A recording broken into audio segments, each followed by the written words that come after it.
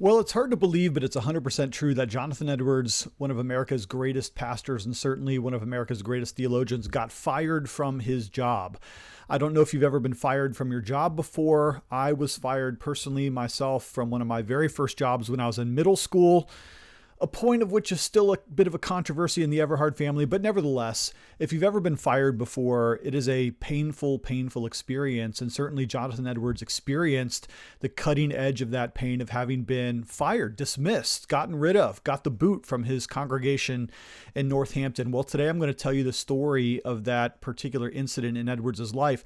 Before I do that, I just want to throw something out there for you. If you're interested in Jonathan Edwards, I'd love to recommend to you two of my books on Jonathan Edwards. The first one is Holy Living, Jonathan Edwards' 70 Resolutions for Living the Christian Life. And the other one is Jonathan Edwards' Theology of Joy, which is my doctoral dissertation turned into a book on the theme of the theology of happiness in the eternal Trinity. So both of those are available for you on Amazon.com. I'll post links in the description of this video. But more to the main point, let me tell you the story about how Jonathan Edwards got fired, because it is rather interesting incident in the life of Jonathan Edwards. Let's go back to June 22nd of 1750. Jonathan Edwards was removed from the pastorate of the Northampton church. An unlikely incident, but nevertheless, that's what happened. Let me recalibrate the tale and tell you how it is that Jonathan Edwards lost his job. Now, first, we should say this about Jonathan Edwards. Undoubtedly, indisputably, he is one of America's greatest pastoral theologians. He was the pastor of the Northampton church from 1727 through 1750, the year that he lost his job. He had started there initially as the assistant pastor for his grandfather, Solomon Stoddard, and Edwards was able to take the Northampton congregation through some very good times. In fact, it was in 1734-35 that the Northampton local church revival broke out, about which he wrote his first major book, A Faithful Narrative, telling the story of how God had saved so many people along the Connecticut River Valley. Edwards then would experience, along with the rest of the colonies, a major revival just a few years later in 1740 through 42, especially as George Whitefield sweeps through the colonies on his preaching expedition. Whitefield and Edwards were friends, by the way, and all along Edwards is sort of acquiring a reputation as a revival expert, especially as he writes 3 books on revivalism, A Faithful Narrative, which is on the local revival, Some Thoughts on the Recent Revival. His book sometimes is just called Some Thoughts. And then one of his magnum opuses, The Religious Affections, which also has to do with discerning what true revival is, and especially what is true conversion and regeneration of the individual soul. So Edwards undoubtedly has an amazing reputation throughout this time. His star seems to be burgeoning. He's really on fire, honestly, for this period of time. In fact, he even preaches his most famous sermon of all, Sinners in the Hands of an Angry God. Fire, no pun intended there. Of course, it is a revival sermon, one of his best as well. But unfortunately, after the times of the Great Awakenings, Edwards is going to make a few pastoral missteps that are ultimately going to result in his undoing. Let me try to unpack a couple of these missteps for you. First of all, Edwards was never really what we might consider a lovable pastor. He did not visit his members on a regular course of visitation. Now, he would go if they called him when he was sick, but it was not his regular course to visit his members on some sort of a regular rotation as other pastors did, because Edwards sort of recognized his own genius, and he knew that he would be better off in the study, writing, preaching, teaching, writing books, and things like that. So he didn't do that. And then there's another major bungled incident where in 1744, Edwards is going to go through what is called today the bad book case. Now, here's what happened in that particular instance. There were a couple men in the youth group who got hold of a midwifery manual, a technical book on nursing and especially delivering children. And these young men, they acquired some new technical terminology, especially as it relates to the female anatomy. They used those terms inappropriately to talk to some of the other youth group members, the females, mocking and jeering at them. And so what Edwards did is he called the whole youth group to account. Basically, on a Sunday morning, he named off everybody. And in so doing, he failed to distinguish between the parties who were guilty and the parties who were the victims of this mockery.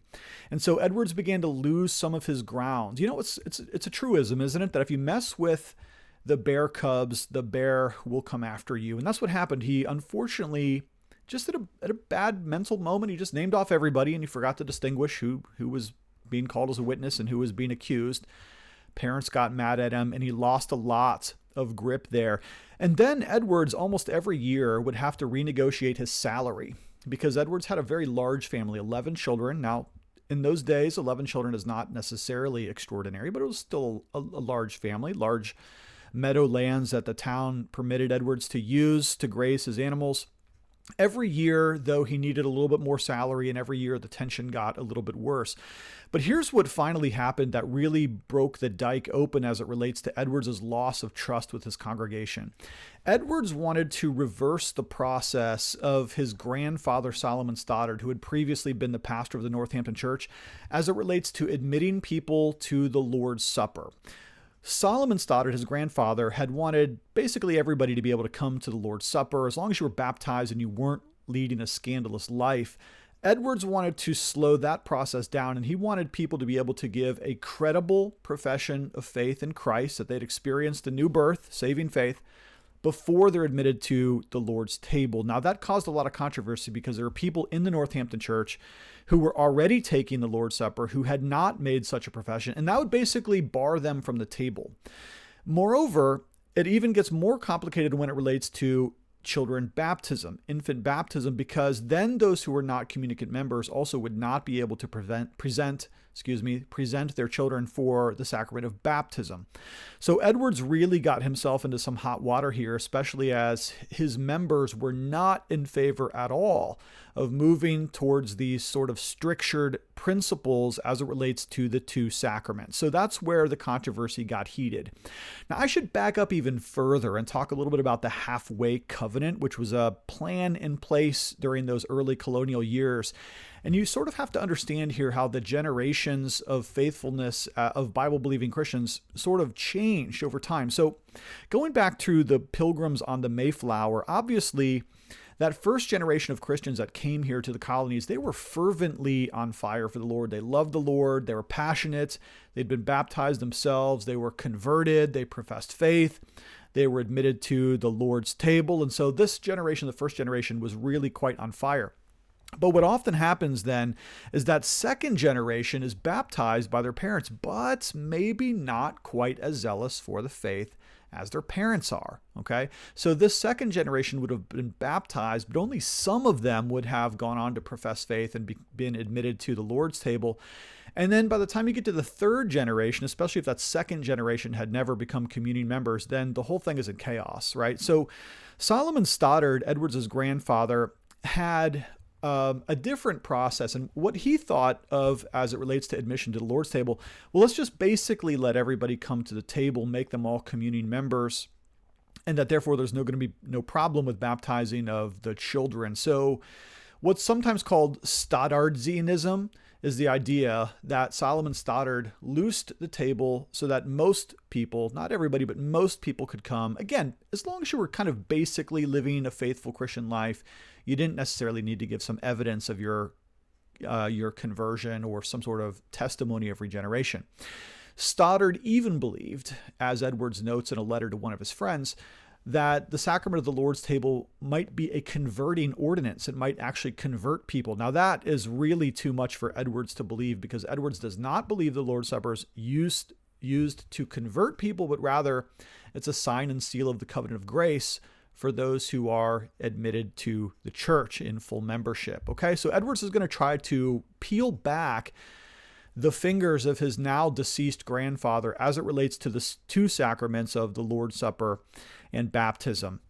So Edwards proposes this, that they're going to go back, they're going to double back on the halfway covenant, they're going to go back to a stricter time so that only those who are baptized and profess faith credibly may be admitted to the Lord's table, and therefore, check this out, only those communing members therefore would be able then to present their children for baptism. Now, Edwards acknowledges, and this is never really in dispute, some people will falsely accuse Edwards of trying to make a perfectly pure church, but he knows that the church on this side of heaven is never going to be perfectly pure. He understood the distinction between the visible and the invisible church. Edwards knew that apostates and false professors and hypocrites were going to be in the church. He saw that in the parables, for instance, the parable of the tares and the wheat. But Edwards wants to try as much as possible to safeguard the sacraments because he really does view those as very important and wonderful signs and seals of the covenant of grace. So that's sort of the background here to this. Now, this policy change is going to get him a lot of enemies. The Williams clan, and remember, a lot of these families are intermarried, okay? So you have a lot of intermarriage happening here. But the children of William Williams, who interestingly enough was a great defender of Jonathan Edwards, but once William Williams died, a lot of the Williams family turned against Jonathan Edwards. And there were some particular agitators who really did not like Jonathan Edwards and definitely did not like this reversion to a more strict policy. Included in the membership of the Northampton Church were a deacon, Ebenezer Pomeroy, and his son, Major Seth Pomeroy, who are basically going to be Edwards' main agitators as it relates to trying to get rid of him as their pastor. But there's another one, Joseph Hawley, who is Edwards' own cousin, who's going to serve as sort of the prosecutor of the case. Hawley himself had studied theology, but was a little bit more progressive than Edwards, and had actually changed vocations to becoming a lawyer, which makes him both educated and informed and erudite, and in Edwards' case, a dangerous opponent to have. Remember that name, Joseph Hawley III, because interestingly, it was Joseph Hawley, his father, that had committed suicide back in 1735, thus ending the local awakening that preceded the Great Awakening. So there's a little bit of historical irony there. But again, tuck that Hawley name away because we're going to come back to him towards the end of this particular lecture. Now, Edwards is going to try as best he can to forestall the attempts to oust him as the pastor. And instead, what he's going to do is he's going to double down and defend his own position. Now, Edwards legitimately and sincerely believes that if he could merely explain his position on the Lord's Supper to his congregation, then they would be convinced, because Edwards believes that his position is rational and biblical and very logical, and it makes a lot more practical sense than the halfway covenant. So Edwards is going to try multiple times to convince his congregation that he is right on this particular matter, and he's going to do so in three ways. First, Edwards is going to write his first book on this topic. It's called In Humble Inquiry, for shorts, on the rules of God for admittance to the Lord's table, for long. And Edwards is going to request from the church council, such as it is, for permission to preach on the subject, which request they will deny. And so Edwards is very frustrated because he wants to preach on this topic, but the council keeps denying the request. And so what Edwards ends up doing is he preaches a series of 5 Thursday night lectures to try to explain this. But unfortunately for Jonathan, first, when his book finally came out, nobody was interested in reading it. It only sold 20 copies in Northampton.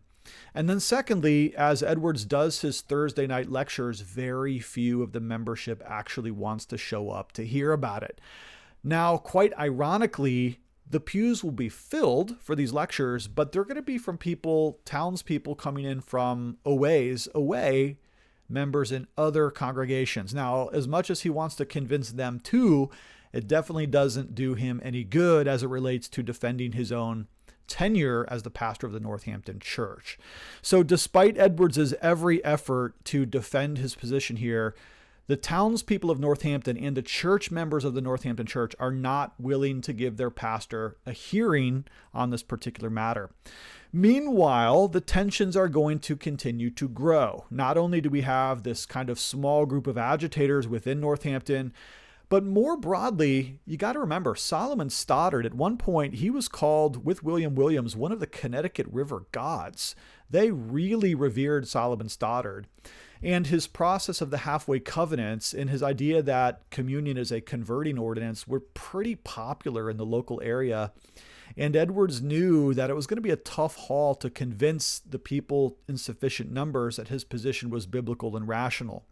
So what happened is these resentments are stoked both internally and external to the Northampton Church.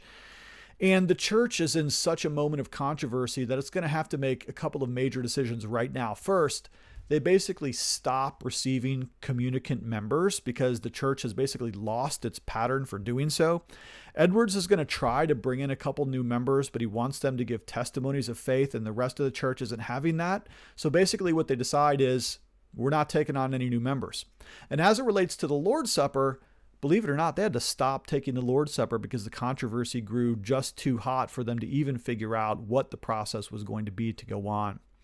So we then carry on our discussion to the dismissal process itself. It was inevitable that Edwards was probably going to be ousted here. And in fact, Edwards said this, if I can't convince you of this, then I'll go ahead and resign as a pastor. Well, he never wanted to resign because he really felt like they didn't give him the chance to convince them. So this draws together a heated controversy. And being a congregational church, the church itself does not have a presbytery on one hand, nor did it have a bishop on the other because it's not Anglican and it's not fully Presbyterian. What Edwards and the Northampton church are going to do is they're basically going to default to the Hampshire Association to help them to resolve this issue. Now, what's the Hampshire Association? Good question. Well, Solomon Stoddard actually did sort of lean Presbyterian, and what he tried to do back in those days in the early 1730s was set up a proto-presbytery, which never fully had full presbyterial status. It was basically a loose association of like-minded Calvinistic congregational churches, which William Williams and Solomon Stoddard had organized. This association was sometimes helpful because whenever churches got into controversy, let's say the difficult call of a controversial minister like the Robert Breck case, or even disciplinary cases that sort of got unwieldy, they would basically call together these ad hoc meetings of the Hampshire Association to help a church get itself out of hot water. So that's what they did. Now, one of the problems here is that they couldn't actually agree on which churches to serve on this ad hoc council. So Edwards and the Northampton congregation are going to go back and forth on this matter. And finally, what they agree is that the church and Edwards are each going to get to pick 5 churches for a 10-church council. Edwards wants to get a few outside of the Hampshire Association because he knows that's going to be a tough ask to get them convinced. So they end up negotiating that he can have 2 churches from further away, 3 churches from inside the Hampshire Association, and then the congregation is going to pick 5 more, total of 10, 2 representatives each, 20 people total on this council. And so that's essentially what they did. Now, as part of the proceeding, actually, and somewhat interestingly, the Hampshire Association first said, hey, what does the congregation feel? So they took a vote. The Northampton church gathered for an official vote, and out of some 230 male members, the females were not permitted to vote, only 23 of them ended up supporting Jonathan Edwards in this particular controversy. Now, Edwards would believe that if the females were permitted to vote, then the tide might have been a little different, probably not that much different. But nevertheless, having seen the outstanding landslide against Jonathan Edwards, the Hampshire Association then votes narrowly, practically on party lines, to dismiss Jonathan Edwards. Now, 2 things are remarkable here. First, one of Edwards's hand-picked churches only sent 1 delegate, the pastor, and did not send another delegate, meaning that Edwards was already, in terms of the numbers, going to be outvoted 9-10. But even still, that didn't matter much because the Hampshire Association was pretty much against Jonathan Edwards, and he lost that vote too. The other irony that we just kind of need to keep sight of, though, is while the Hampshire Association sided in favor of dismissal, they did not find any false, anything related to Edwards' character or his life or his reputation being above reproach. They found nothing that they could assail against him. In other words, they fully vindicated his character and his integrity, just that the association realized that he had lost his grip on the Northampton church, and so they voted, siding with the agitators in the congregation, to dismiss Jonathan Edwards. Well, what happened next? Well, somewhat ironically, there was some motion to try to get Edwards to start a rival church, but Edwards was very reticent to do that. He did not believe this would be the best way to solve the problem. And because they didn't have any preaching supply for the pulpit, Very awkwardly, the Northampton church continued to ask Jonathan Edwards to continue to preach for the better part of a year, which he did. We actually have about 12 of his manuscripts that we know that he preached, and he actually preached more often than not. Can you imagine how awkward it would be? Your church has all this tension. They just fired you, but they keep asking you to preach because they've got no one else better. And so Jonathan continues to reluctantly agree to this. And then, as if that wasn't enough, the Northampton church the town took a vote to forbade Edwards from using his fields and his meadows anymore to graze his animals. So they really put him in between a rock and a hard place as it relates to his financial relationship. So what happens? Well, Jonathan Edwards is going to preach his farewell sermon on July 1st of 1750. His conscience, he says, is clear before the Lord. And basically the thrust of the sermon, and you can read this online if you're interested, is that both the church is going to be accountable for how they dealt with Edwards, and Edwards is going to be accountable for how he dealt with his congregation. And both of them, church and pastor, are going to have to stand before the Lord and vindicate themselves or be answerable to the judgment of God for what they had done to one another. And Edwards says, my conscience on this matter is clear. Edwards, to his dying day, believed that what he was really trying to do was to vindicate the honorability and the esteem and the holiness of the Lord's Supper and baptism as over against an encroachment on its use for the worse. So what becomes of Edwards? Well, his options here then are pretty small. He's got three options. First, there's some initiative to call Edwards as a Presbyterian minister in Scotland.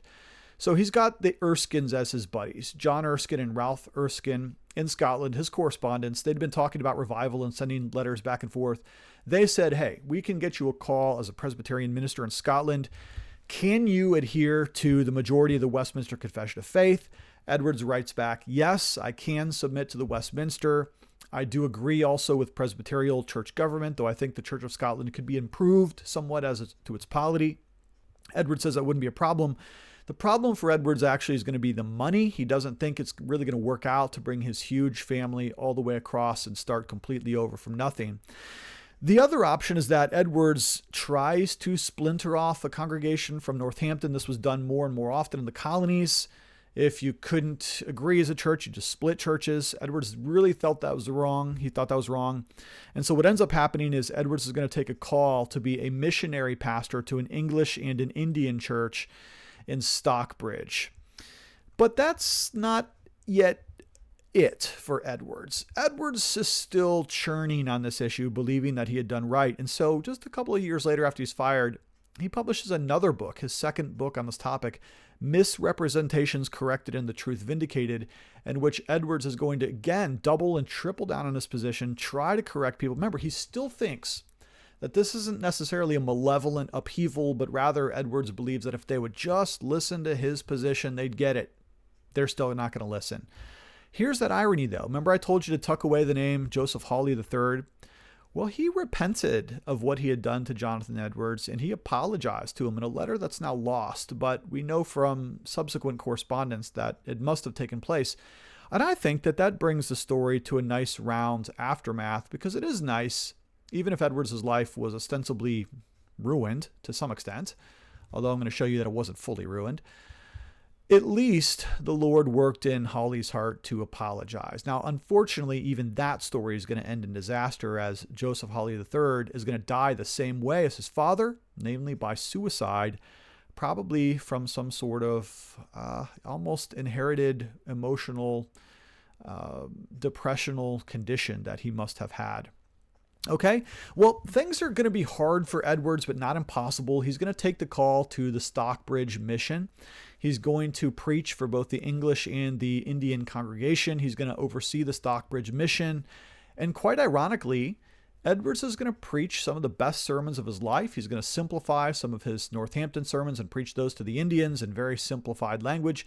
And Edwards is going to go on to write some of his best books, including The End for Which God Created the World, The Nature of True Virtue, and of course his magnum opus, The Freedom of the Will, which along with Religious Affections is considered the two best books that Jonathan Edwards ever wrote. So he's going to do both of those while he's in Stockbridge. So what can we say about all this? What can we say by way of conclusion to the story of Edwards and his firing? Well, a couple thoughts really rise to the forefront here. First, Edwards had a high view of the sacraments. And whether or not you have a Stoddardian position as it relates to the Lord's Supper being a converting ordinance, a position that I would not encourage, I think Edwards is right here. At least we can say that Jonathan Edwards had a high view of the Lord's Supper and baptism, and he did defend those at the cost of his own life. So certainly we could also say that Jonathan Edwards shows us a great example here, in as much as he's truly willing to lose everything for Christ. When we look at the life of the Apostle Paul in the book of Acts, we see a man who truly is ready to suffer for the sake of Christ. Paul is going to be beaten, stoned, shipwrecked, and eventually martyred.